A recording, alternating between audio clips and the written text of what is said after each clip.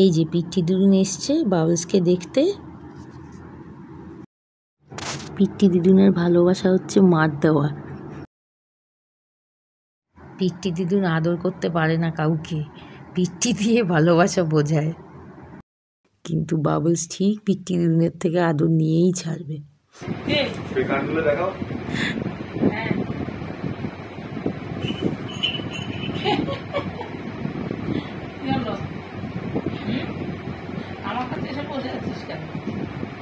Bubbles জানে একটু দুঃখ দুঃখ মুখ করে থাকলে পিট্টি দিদুনের থেকে আদর পাওয়া যাবে। বাবলস এই বুদ্ধিটাকেই কাজে লাগায়।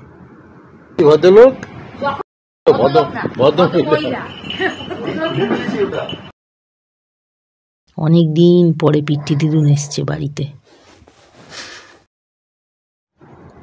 বাবলস খুব খুশি হয়েছে পিট্টি দিদুন এসছে বলে। পিট্টি দিদুন শুয়ে পড়েছে তো, সেই জন্য বাবলস পিট্টি দিদুনের গায়ে হেলান দিয়ে বসেছে। এইটাও এক ধরনের আদর, বাবলস এই আদরটাও খুব ভালোবাসে।